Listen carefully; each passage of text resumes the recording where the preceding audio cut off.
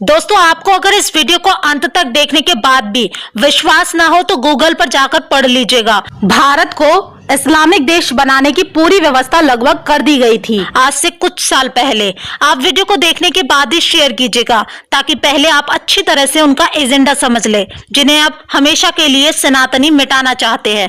दोस्तों, ये वीडियो मुस्लिम देखे या ना देखे कोई फर्क नहीं पड़ता, क्योंकि वो सोए हुए एक्स हिंदू है। लेकिन अब जो हिंदू के बेस में सेक्युलर हिंदू है, उन्हें ये वीडियो जरूर देखनी चाहिए, कहीं ऐसा ना हो वो भी एक्स हिंदू हो जाएं। दोस्तों, सांप्रदायिक हिंसा बिल 2005 और 2011 सर्च कर लीजिए आप गूगल पर और उसकी डिटेल्स भी पढ़ लीजिए। मात्र 10 से 20 सेकंड लगेंगे, आपके पैरों के नीचे से जमीन खिसकने लगेगी। इस बिल को सोनिया गांधी उर्फ एंटोनियो माइनो की घिसी पिटी स्टडी कार में बनवाया गया था, जिसे अंग्रेजी में कम्युनल वायलेंस बिल नाम दिया गया है। कांग्रेसी पुतले में जान फूंकने वाले हिंदुओं, सुनो, मैं कांग्रेस और मुल्ला विरोधी क्यों। दोस्तों, एंटोनियो माइनो उर्फ कुमाता सोनिया गांधी की भयानक खतरनाक साजिश, जिसे सुनकर आपके रोंगटे खड़े हो जाएंगे। और अगर वो लागू हो गया होता तो हिंदुओं का जीना तो दूर की बात प्यारे, मरना भी दुर्बर हो जाता। धर्म बचाने की तो बात ही छोड़ दो लाल हमारे। दोस्तों, हिंदुओं के विनाश वाला बिल, जिसे कांग्रेस ने 2 बार संसद में पेश किया,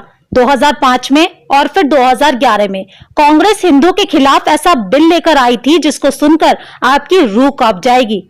लेकिन भाजपा के उस समय विपक्ष में रहने और भारी विरोध के चलते कांग्रेस उस बिल को पास नहीं कर पाई थी। मुझे पूरा यकीन है कि 95% हिंदुओं को तो अपने खिलाफ आए उस बिल के बारे में कुछ पता भी नहीं होगा, जिसमें शिक्षित हिंदू भी शामिल हैं। उसको इन सब बातों को जानने के लिए ना समय है और ना ही उनके भेजे में अब भेजा बचा है। जबकि मुसलमान, ईसाइयों के अनपढ़ भी इतने जागरूक होते हैं कि पाकिस्तान, बांग्लादेश, अफगानिस्तान में धर्म के आधार पर प्रताड़ित किए गए हिंदुओं और अन्य अल्पसंख्यक समुदाय के लोगों को नागरिकता भारत में देने वाला सीएए कानून के खिलाफ मुसलमान का एक एक बच्चा उठ खड़ा हुआ था।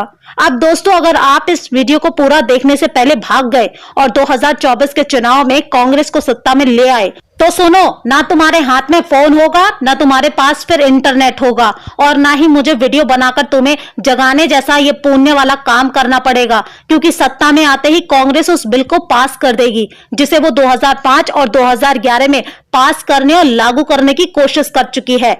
तो दोस्तों, अब मैं आपको इस भयानक बिल की बातों और कांग्रेस की घटिया दिमाग की घटिया चाल को भी दिखा देती हूँ।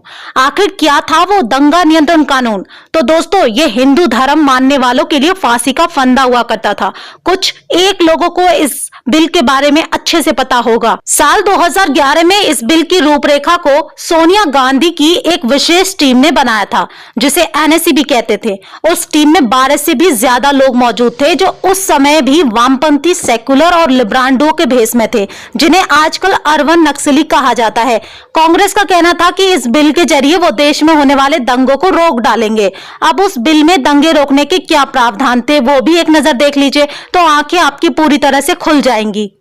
इस बिल में पहला प्रावधान था कि दंगों के दौरान दर्ज अल्पसंख्यक से संबंधित कोई भी मामला होगा, उसमें सुनवाई कोई भी हिंदू जज नहीं कर सकता था और ना ही उनके खिलाफ कोई भी हिंदू वकील खड़ा हो सकता था। दूसरा प्रावधान ये किया गया था, अगर कोई अल्पसंख्यक यानी चुसलमान सिर्फ ये आरोप लगा दे कि मुझसे भेदभाव किया गया है, तो पुलिस को अधिकार था कि आपके यानी हिंदू पक्ष को सुने बिना ही आपको जेल में डालने का हक होगा, और इन केसों में जज भी अल्पसंख्यक ही होगा। दोस्तों, इस बिल में प्रावधान किया गया था कि कोई भी हिंदू दंगों के दौरान हिंसा, आगजनी, तोड़फोड़ के लिए अल्पसंख्यक समुदाय के विरुद्ध केस दर्ज नहीं करवा सकता। और चौथा, इस बिल का प्रावधान था कि अगर कोई अल्पसंख्यक समुदाय का व्यक्ति हिंदू पर हिंसा, आगजनी, तोड़फोड़, हत्या का आरोप लगाता है, वो भी झूठा भी, तो कोर्ट में साक्ष्य पेश करने की जिम्मेदारी उसकी नहीं होगी। केवल अल्पसंख्यक व्यक्ति मुकदमा दर्ज करवा देना ही उसका काफी था, बल्कि कोर्ट में निर्दोष साबित होने की जिम्मेदारी उस व्यक्ति की होगी जिस पर आरोप लगाया गया होगा। उसमें पुलिस आरोपी व्यक्ति की कोई भी सहायता भी नहीं करेगी। अब दोस्तों, इस बिल का 5वां प्रावधान था कि दंगों के दौरान अल्पसंख्यक समुदाय को हुए किसी भी प्रकार के नुकसान के लिए बहुसंख्यक यानी हिंदू को जिम्मेदार मानते हुए अल्पसंख्यक यानी मुस्लिम समुदाय के नुकसान की भरपाई हिंदू से ही की जाएगी।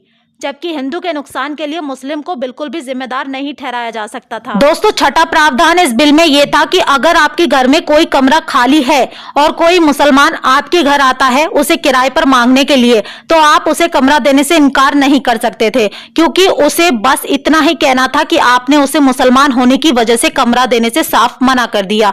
और इसी बिल के तहत खान सर पटना वाले, जो अपने हिंदू नाम अमित सिंह को लेकर चारों तरफ से शक के दायरे में है, उन्होंने भी यह बयान दिया था कि पटना में उन्हें किराए पर कमरा देकर खाली करा दिया गया था। वजह पूछी गई तो उनका मुस्लिम होना, जो सरासर झूठ था। दरअसल दोस्तों, वो इसी बिल की एक नीति थी जिसके नीचे खान सर ने दांव खेला था।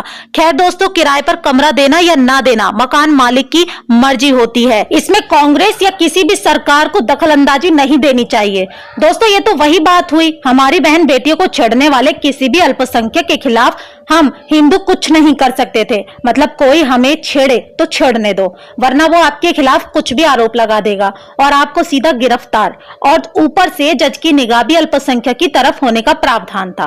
दोस्तों, सातवां प्रावधान था देश के किसी भी हिस्से में यदि दंगा होता, चाहे वो मुस्लिम बहुल इलाका ही क्यों ना हो, दंगा चाहे कोई भी शुरू करता, पर दंगे के लिए उस इलाके के बड़े बुजुर्ग हिंदू पुरुषों को ही दोषी माना जाता और उनके खिलाफ केस दर्ज कर जांचें शुरू होने लगती। और इस स्थिति में भी जज केवल अल्पसंख्यक ही होता, यानी यहाँ भी शांति से रहने वाले हिंदू, सजा कि वे दंगे में शांत क्यों थे।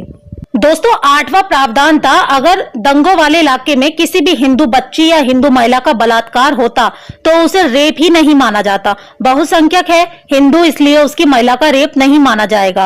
और इतना ही नहीं, कोई महिला बलात्कार की पीड़ित हो जाती और वो शिकायत करने जाती तो अल्पसंख्यक के खिलाफ नफरत फैलाने का केस उस पर अलग से डाल दिया जाता। दोस्तों, नौवां प्रावधान था, इस एक्ट में एक और प्रस्ताव रखा गया था जिसके तहत आपको पुलिस पकड़कर ले जाती अगर आप पूछते कि आपने अपराध क्या किया है, तो पुलिस कहती कि तुमने अल्पसंख्यक के खिलाफ अपराध किया है।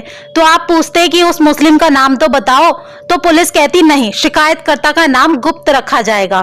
दोस्तों, 10वां प्रावधान यह था कि कोई भी इलाका हो, बहुसंख्यकों को अपने किसी भी धार्मिक कार्यक्रम से पहले वहां के अल्पसंख्यकों का एनओसी लेना जरूरी होता, यानी उन्हें कार्यक्रम से कोई समस्या तो नहीं है। ऐसे हालात में अल्पसंख्यक बैठे बैठे जजिया कर कमाते, क्योंकि आपको कोई भी हिंदू धार्मिक काम से पहले कटुओं से एनओसी लेनी होती और वो अपनी माताओं बहनों का हलाला पैसों में करने वाली कौम आपसे मुंहमांगी रकम वसूलती, और यदि आप शिकायत करते तो उल्टा भेदभाव का केस आपके ऊपर ठुक जाता और जज तो उनका होता ही। और भी अनेकों प्रावधान थे कांग्रेस के इस दंगा नियंत्रण कानून में, जिसे अंग्रेजी में कम्युनल वायलेंस बिल भी कहते हैं। दोस्तों, सुब्रमण्यम स्वामी जी ने इस बिल का सबसे पहले विरोध शुरू किया था और उन्होंने इस बिल के बारे में लोगों को जब बताया था तो 2012 में हिंदू कांप उठे थे। तभी से कांग्रेस के खिलाफ हिंदुओं ने एकजुट होना शुरू कर दिया था। अब दोस्तों, आपको वीडियो में बताई गई कोई भी बात अगर झूठी लगती है तो आप सुब्रमण्यम स्वामी जी का पूरा लेक्चर इस कम्युनल वायलेंस बिल पर आज भी यूट्यूब पर मौजूद है। 45 मिनट से ज्यादा का है, आप चाहें तो सर्च करके अच्छी तरह से सुन सकते हैं। अब इसके बाद भी जो हिंदू गोरों की कांग्रेस को सपोर्ट करते हैं वो जाने अनजाने में ही सही अपने ही लोगों, अपने ही धर्म के खात्मे के लिए कार्य कर रहे हैं। इस वीडियो को ज्यादा से ज्यादा दोस्तों में शेयर करना, इस हिंदू विरोधी और राष्ट्रद्रोही अंग्रेजों की पार्टी कांग्रेस और इसके नापाक इरादों को देश और जनता के सामने खुलेआम प्रकट करने में हमारी मदद करें। आपको इस बिल के बारे में पता था या नहीं, ये बात जरूर कमेंट बॉक्स में बताएं।